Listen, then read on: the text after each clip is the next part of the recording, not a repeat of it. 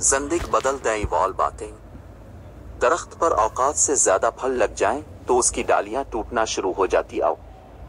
انسان کو اوقات سے زیادہ مل جائے تو وہ رشتوں کو توڑنا شروع کر دیتا ہی۔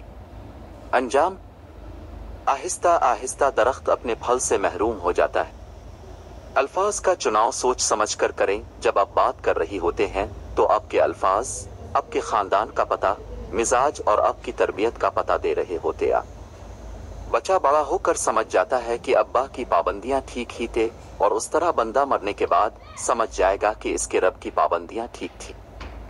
زندگی کوئی چائے کا کپ تھوڑی ہوتی ہے کہ ایک چمچہ شکر ملا کر ذائقے کی تلخی کو دور کر دیا جائے۔ زندگی کو تو عمر کے آخری لمحے تک گھونٹ گھونٹ پینا پڑتا ہے، چاہے تلخی کتنی زیادہ کیوں نہ ہو جائے۔ تہجد پڑھتے ہیں مگر اپنے بھائی سے بول چال نہیں رکھتے، ہر نیک کام کرتے ہیں مگر غیبت نہیں چھوڑتے۔ اپنی نیکیاں ایسی تھیلی میں جمع نہ کریں جس میں سوراخ ہو۔ اگر تمہیں ایک دوسرے کے اعمال کا پتہ چل جائے تو تم ایک دوسرے کو دفن بھی نہ کرو۔ پاک نے تمہارے عیب چھپا رکھے ہیں، اس پر شکر ادا کرو، اور دوسروں کے عیبوں کو بھی چھپانے کی عادت ڈالو، کیونکہ برائیاں آپ میں بھی ہیں اور زبانیں دوسروں کے پاس بھی ہیں۔ کچے لوگ اپنے لیے ساری ساری رات جنت کی دعائیں مانگتے ہیں، لیکن دوسروں کی زندگی انہوں نے جہنم بنائی ہوئی ہوتی ہے۔ ہم کسی کے دل میں جھانک نہیں سکتے، یہ جان نہیں سکتے کہ کون ہمارے ساتھ کتنا مخلص ہے، لیکن وقت اور رویے جلد ہی یہ احساس دلا دیتے ہیں۔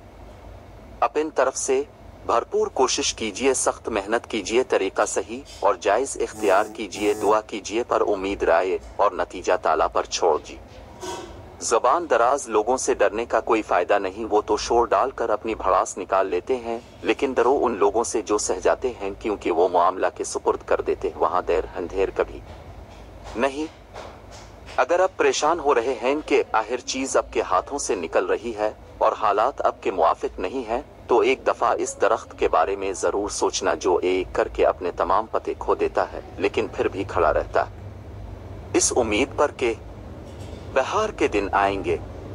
مجھے اتنا عجیب لگتا ہے کہ لوگ ہماری زندگی کا ایک صفحہ پڑھ کے ہمارے بارے میں پوری کتاب خود ہی لکھ لیتے ہیں۔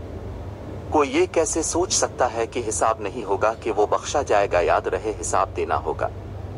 ایک ایک آہ کا، آنسو کا، تڑپ کا، بے حسی کا اور بے رحمی کا۔ حقوق کے بعد حقوق العباد کا معاملہ بھی بہت سخت ہے، افسوس سبھی لوگ یہ بات بھلائے گئی ہے۔